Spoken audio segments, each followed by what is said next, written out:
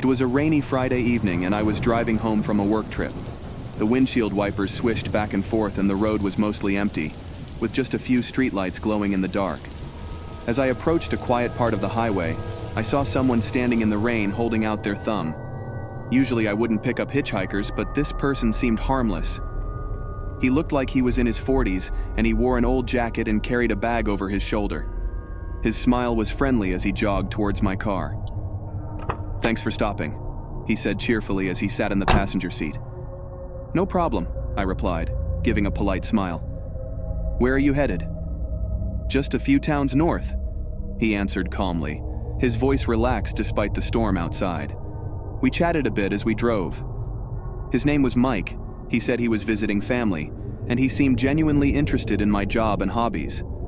I started to feel at ease, thinking I'd made a good decision by giving him a ride. But then things got weird. "Where do you live?" he suddenly asked, sounding casual. "Yeah, out by Woodpine," I said, not thinking much of it. "Oh, by Maple Ave?" I was shook. I asked, "Yeah, how did you know?" "Oh, I used to live around there," he replied. "I know the area pretty well." I nodded slowly. I felt a bit of unease. Woodpine was a big town. It was very weird he knew what street I lived at. I glanced at him, trying to read his expression, but he seemed calm, almost indifferent. The rest of the drive was quiet and tense. I couldn't shake the feeling that something wasn't right about Mike, that his knowledge of my life wasn't just a coincidence. When we reached his destination, a small town barely visible through the rain, I pulled over. He thanked me politely and then disappeared into the rain. I sat there for a moment, gripping the steering wheel tightly. Who was Mike and how did he know where I lived? Was I overreacting? As days passed, strange things started happening. Small, unsettling incidents that made me question my sanity. I got weird phone calls where the caller hung up right away. My mailbox was tampered with, and once I found muddy footprints leading up to my front door, but they vanished without a trace. Every time I felt like someone was watching me, playing a twisted game. And in the back of my mind, I couldn't forget Mike's unsettling smile and how he knew where I lived. I thought about going to the police, but what could I say? That a hitchhiker knew too much about me? It sounded crazy. Then one night I heard footsteps outside my window. My heart raced as I peeked out and saw a figure in the shadows. "Mike?" I whispered, my voice trembling. The figure turned towards me, and for a brief moment, I saw eyes glinting in the moonlight, a smile that chilled me. I backed away from the window, terrified. What did he want? I immediately phoned the police. I looked out the window again and he was gone. When the police arrived, they did a full search around the house and the neighborhood, but he was nowhere to be found. The police assured me that they would have a patrol car watching my house the rest of the night. For the next couple of months, I slept with one eye open, but I never heard of or seen him again. Until one day I turned on the news and it was Mike. Fear grappled me as I clearly remembered his face. He was caught by police for stealing a car. It was then that further details were reported, that he had a mental illness, that his family died in an accident around a decade ago, his wife and 3 kids. A tragic story. To this day, I have never heard of him again, but I'd like to believe that he is somewhere receiving the proper help he needs.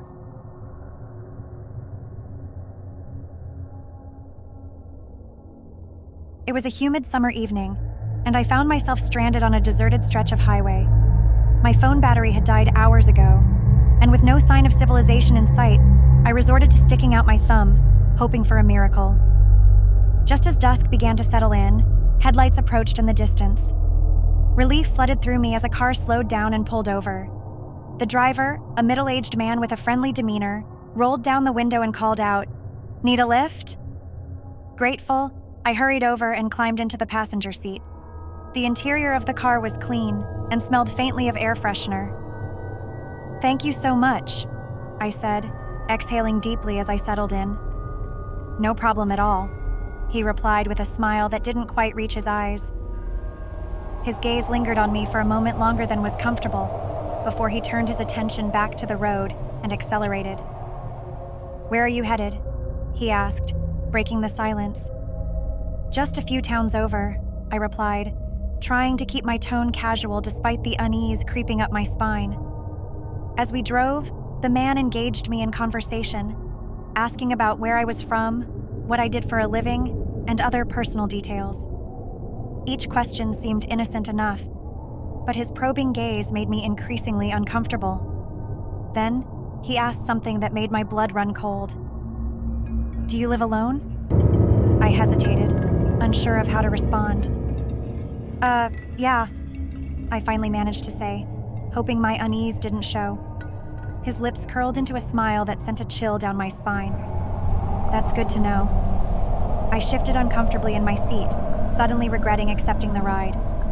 The car seemed to grow smaller, the air heavier with every passing mile. I glanced out the window, trying to gauge where we were, but the darkness outside was impenetrable. Abruptly, the man turned off the main road onto a narrow dirt path that disappeared into the woods. Panic gripped me as I realized we were veering off the beaten track. "Hey, where are we going?" I asked, my voice betraying my fear. "Just a shortcut," he replied calmly, his eyes fixed on the road ahead. Every instinct screamed at me to get out of the car, but I knew running into the woods at night would be just as dangerous. I gripped the door handle tightly, my heart pounding in my chest.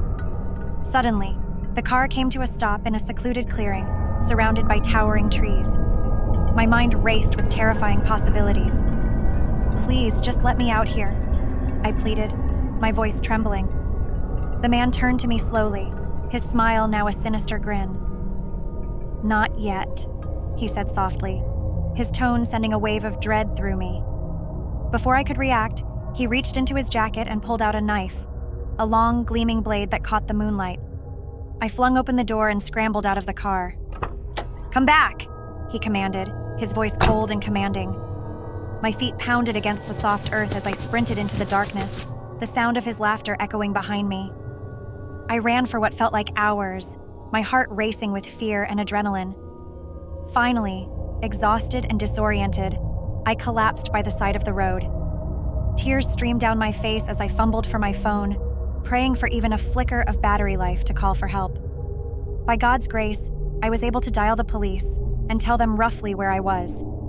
They told me to stay hidden, and I hid under a log for what felt like eternity when I finally started hearing distant sirens. When the police arrived, they searched the area but found no trace of the man or his car. They took my statement, but without any concrete leads, there was little they could do. From that night on, I swore to myself that I would never put myself in a situation like that again.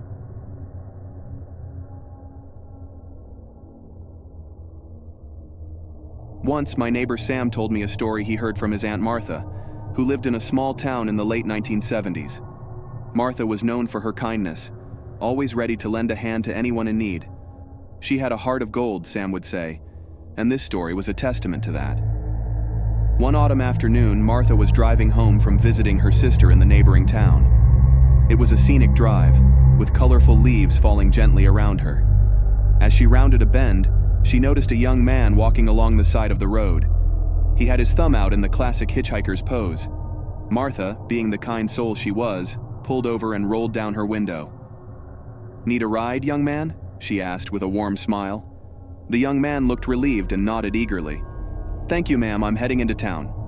"Hop in," Martha replied, unlocking the passenger door.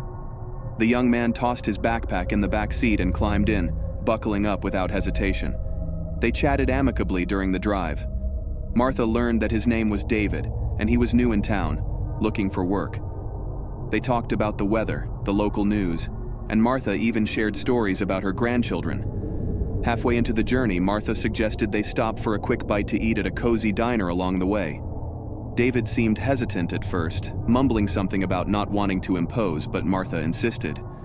"Consider it a thank you for keeping me company on this long drive," she said kindly. At the diner, Martha ordered burgers and fries for both of them. David was visibly touched by her generosity, but eventually relented, admitting he hadn't eaten since morning. They continued their conversation over the meal, and Martha couldn't help but notice how grateful David seemed. When they finally arrived in town, Martha dropped David off near the main square. Before he got out, he turned to her with a sincere expression. "Thank you so much for everything, Martha. You're a true lifesaver." Martha smiled warmly. "You take care of yourself, David." David nodded gratefully and then surprised Martha by asking for her phone number. "I'd like to keep in touch if that's okay with you," he said shyly. Martha hesitated for a moment, but seeing the earnestness in his eyes, she jotted down her number on a piece of paper and handed it to him. "Call me anytime," she said warmly as David thanked her once more and headed off. A week later, Martha received a call from an unfamiliar number. She answered cheerfully, but her smile faded as she listened to the voice on the other end. It was David, but his tone was different, cold and distant.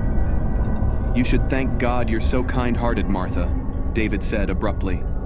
"Because when I first got in your car, I had other plans. I was going to rob you, maybe worse." Martha's heart skipped a beat as David continued, his voice emotionless. "But after spending time with you, seeing your kindness and generosity, I couldn't go through with it. You're not like anyone I've met before. I knew I wouldn't be able to live with myself if I did anything to you." He paused, and Martha could hear the heaviness in his breath. "Please, Martha. Promise me you'll never pick up another stranger on the road. It's not safe." Before Martha could respond, David hung up. She tried calling back, but the number led to a payphone that didn't answer. Martha was shaken by the experience. She couldn't believe how close she had come to danger without even realizing it. Sam would recount this story with a solemn expression, emphasizing how Martha's kindness had unknowingly saved her life. "It just goes to show," he would say, "you never know who you're helping out there." And from that I learned a valuable lesson, that I was going to listen to that young man and never pick up a hitchhiker.